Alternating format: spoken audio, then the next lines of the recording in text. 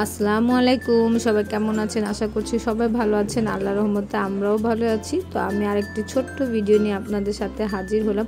অনেক দিন ধরে ভিডিও দেই না, আসলে আমার নতুন বাসার কাজ চলছে। আশা করছি আমার সাথে থেকেই পুরো ভিডিওটা দেখে নেবেন। আর ভিডিওটার কোনো অংশ যদি একটু ভালো লাগে তাহলে অবশ্যই সাবস্ক্রাইব করে দিবেন। সবাইকে ২৭ রোজা মুবারক। অনেক দিন হচ্ছে ভিডিও দেই না, তো ভাবলাম একটা ভিডিও আপনাদের সাথে শেয়ার করি। আসলে আমার বাসাটা কাজ চলছে, নতুন বাসাটা। আর আমি যে বাসায় থাকতাম আমার শ্বশুর বাড়ি, তো ওইটা আসলে আমরা ভাড়া দিয়ে দিয়েছি। আমরা আসলে বুঝতেই পারি নাই যে এত দিন লাগবে, তো এই জন্য আসলে ভিডিও দেওয়ার কোনো মন মানসিকতা আমার হচ্ছে না।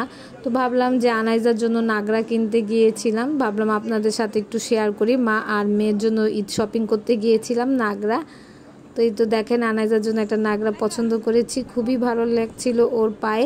আমি অনেক ঘোরাঘুরি করেছি, দেখি যে ওদের সাইজে কোনো নাগরা নাই। তো যখনই বাসায় চলে আসবো বাস এই দোকানে একটা পেয়ে গেলাম। এটা হচ্ছে চৌরঙ্গিতে, এলিফ্যান্ট রোড। তো এখানে হচ্ছে আনাইজার পায়ের মাপে একদম নাগরা পেয়ে গেছি। অনেকগুলা ডিজাইন ছিল, বড়দেরও ছিল সেম, ছোটদেরও।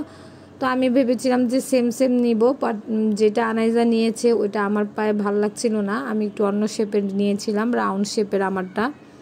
আর এছাড়াও দেখছেন যে এখানে অনেক স্যান্ডেল আছে, জুতা আছে, নাগরা আছে, সব কিছু মিলেই আছে। তো দোকানটা অনেক কালেকশন ছিল, ভাবলাম আপনাদেরকে একটু দেখাই। ভিডিও না দেওয়ার কারণ তো আপনাদের কাছে বললামই, যেহেতু বাসার অবস্থা ভালো না। আসলে একটা বাসা চেঞ্জ করা খুব বড় একটা ব্যাপার। তো শপিং শেষ করে যখন বাসায় আসছি, তো আজকে ইফতারে আমাদের আয়োজন হচ্ছে মুরগির গ্রিল করা, এটা স্টিম গ্রিল বলে। পুরো একটা আস্ত মুরগির স্টিম গ্রিল হচ্ছে এখানে।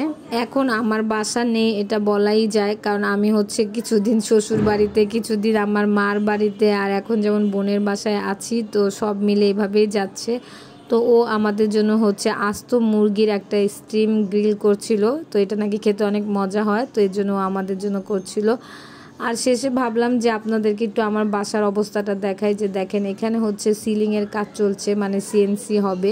এখানে টিভি ক্যাবিনেট হবে, তো তাই মাপ নিচ্ছিল। আসলে সব মিলিয়ে বাসাটার অবস্থা এত খারাপ, তো এই জন্য আর ভালো লাগছিল না, যে কারণে আমি ভিডিও দিতে পারছিও না। আর আমার ভিডিও দেওয়ার মন মানসিকতাও হচ্ছে না। তো ভাবলাম যেহেতু অনেক দিন হয়ে যাচ্ছে, ২৭ রোজা চলে আসছে, আপনাদের সাথে একটু ভিডিও শেয়ার করি।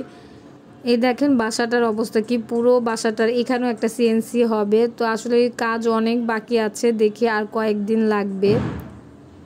আর আমার বাসার আশেপাশে যেহেতু কাজ হচ্ছে, এখানে অনেক সাউন্ড, অনেক শব্দ।